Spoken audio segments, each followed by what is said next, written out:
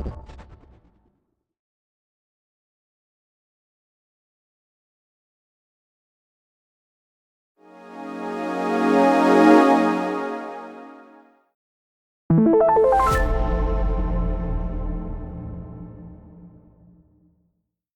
to your AP GOV review. Today we're breaking down Unit 3, Civil Liberties and Civil Rights. Basically, how does the Constitution protect your freedoms and fight discrimination? Let's get started. First, let's get the difference down. Civil liberties are protections from the government's actions. Think, the government can't take away your speech or privacy. Civil rights are protections by the government to make sure everyone's treated equally. Think, laws that protect people from discrimination. Now let's move on to the Bill of Rights. Most of civil liberties come from the Bill of Rights. That's the first 10 amendments to the Constitution. For example, the First Amendment is freedom of speech, religion, press, assembly, and petition. The Fourth Amendment, protection from unreasonable searches, and the Fifth and Sixth Amendment, right of the accused. These protect individuals from the government abuse of power. Now let's move on to selective incorporation. Originally, the Bill of Rights only applied to the federal government. That changed over time, though, through a process called selective incorporation, where the Supreme Court used the 14th Amendment's Due Process Clause. That allowed them to apply the rights to the states. An example, Gitlow versus New York, applied freedom of speech to the states. Now let's move on to our first practice question.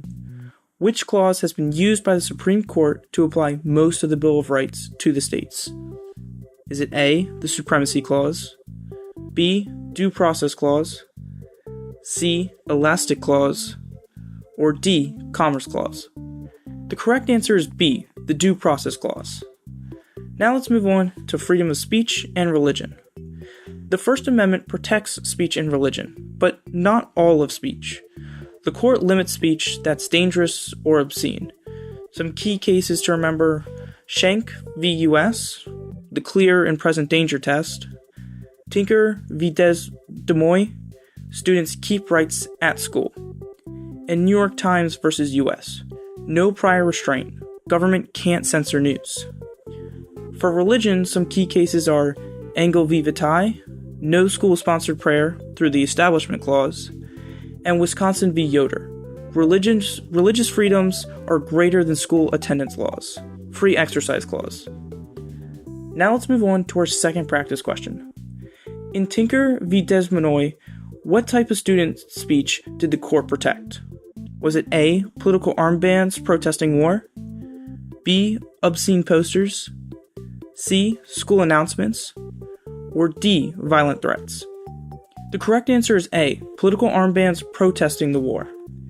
Now let's move on to the rights of the accused. The Constitution protects anyone accused of a crime through the Fourth Amendment, no illegal searches or seizures, Fifth Amendment, right to remain silent, no self-incrimination, Sixth Amendment, right to a fair and speedy trial, and Eighth Amendment, no cruel or unusual punishment.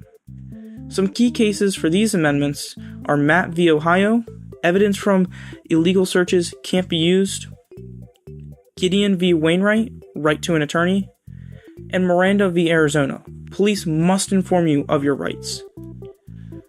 Now let's move on to the civil rights movement. Civil rights cases focused on equal protection under the 14th Amendment. The major case here is Brown v. Board of Education. Ended segregation in schools, saying separate but equal is unconstitutional.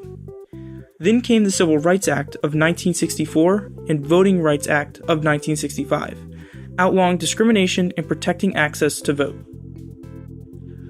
Let's move on to our third and final practice question.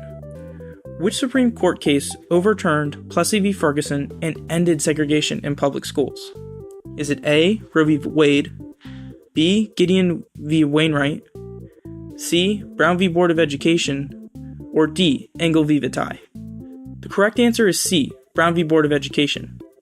Let's move on to the modern issues. Today, civil liberty debates continue. like digital privacy, LGBTQ plus rights, and gun ownership. The court still uses the same principles from the Constitution to decide where freedom ends and fairness begins. Now it's time for the quick recap. Civil liberties equals freedoms from the government. Civil rights equal protection by the government. The Bill of Rights and 14th Amendment work together to guarantee both. And that's Unit 3, done and done.